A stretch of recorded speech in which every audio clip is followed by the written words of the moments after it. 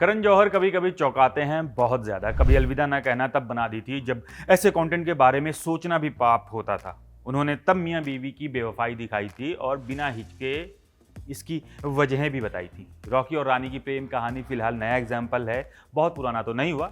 इसमें वैसा ही प्यार दिखाया जो भट्ट कैम की फिल्मों में दिखता है, जैसे कि जन्नत। लेकिन ये भी दिखाया कि रिलेशन में प्यार के साथ साथ इज्जत भी बहुत ज़रूरी होती है। इसीलिए तो आलिया और रणवीर चीख रहे थे एक दूसरे पर।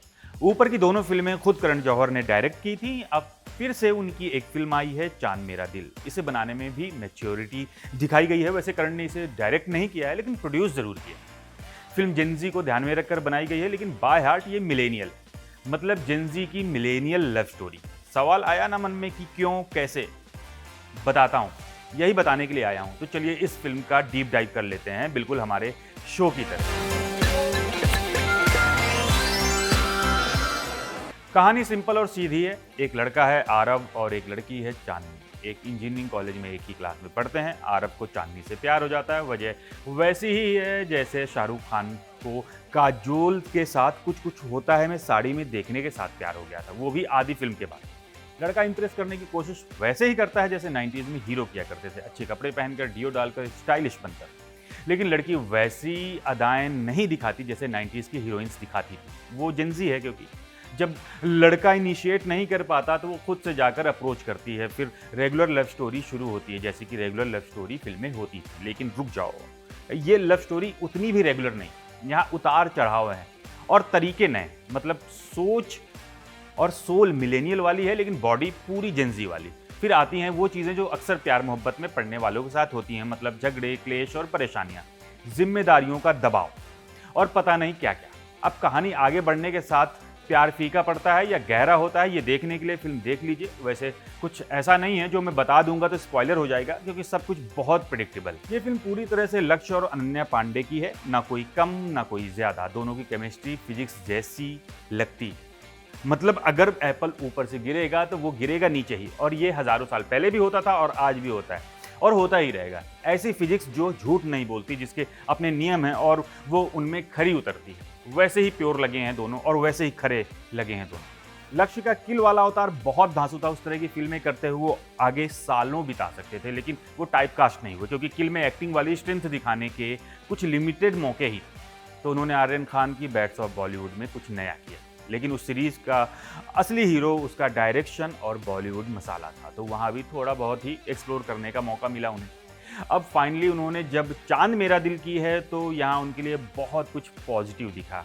पहली बार ऑडियंस को उनका ऐसा रूप देखने को मिला जिसे करना बहुत कठिन होता है। फिल्म के कुछ सीन्स देखकर लग रहा था कि शायद वो जॉन अब्राहम या सिद्धार्थ मल्होत्रा की तरह ही फ्लैट फेस के साथ एक्टिंग करेंगे, लेकिन कहानी में चेंजेस आते ही वो खुद को बदलते गए। गुस्सा हुए तो ऐसे हुए जैसे सत्या के भीखू मात्रे, और रोए तो ऐसे जैसे मदारी के इरफान खान।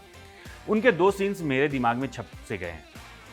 एक सीन आधी फिल्म के बाद आता है, जब दोनों के परिवार आपस में बैठकर सुलह कर रहे होते हैं। वहाँ उनकी बात को बीच में उनकी बहन काट रही होती है, तो लक्ष्य इरिटेट होकर बस इतना कहते हैं कि एक सेकंड यार, एक सेकंड। फिल्म देखने जाना तो ये वाले सीन को जरूर देखना ध्यान से। ये एक रेस्टोरेंट का सीन है, आपको याद रहे इसलिए बता देता हूँ।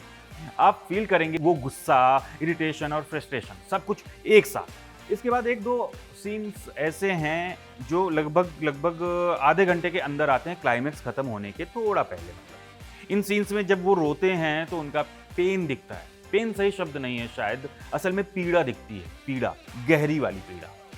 अरे मैंने सिर्फ हीरो को ही लक्ष्य बना लिया है, हीरोइन भी तो है जो अन्य नहीं है, अनन्या है। केसरी चैप्टर 2 उसके बाद कंट्रोल में उनकी एक्टिंग की गहराइयाँ दिख चुकी हैं, यहाँ भी दिखी हैं। उनकी एक्टिंग देखकर सोच में पड़ जाएंगे कि खो गए हम कहाँ। अनन्या ने इतना अच्छा किया है कि उनकी वजह से ही लक्ष्य को खूब पुश मिला है और वो अपना काम बहुत तरीके से करके गई। आप जैसा कोई बनाने वाले विवेक सोनी ने इसे डायरेक्ट किया है। डायरेक्टर को पता था कि फिल्म को कैसे बनाना है। उन्होंने अचानक से कुछ भी ना दिखाकर ग्रेजुअली चीज़ों को प्रोजेक्ट किया है और धीरे धीरे वार्मथ लाए।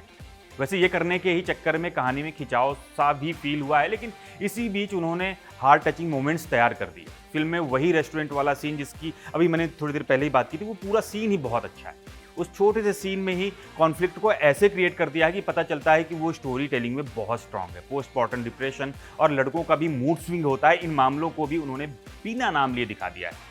पॉजिटिव पार्ट है लक्ष्य और अनन्या की एक्टिंग जो फिल्म को स्ट्रॉन्ग बनाती है, लेकिन नेगेटिव पार्ट्स भी हैं। वो ये हैं कि फिल्म खिंची-खिंची लगती है। ग्रेजुअली चीज़ों को डेवलप करने के चक्कर में कुछ-कुछ सीन्स लंबाई बढ़ाते हुए लगते हैं।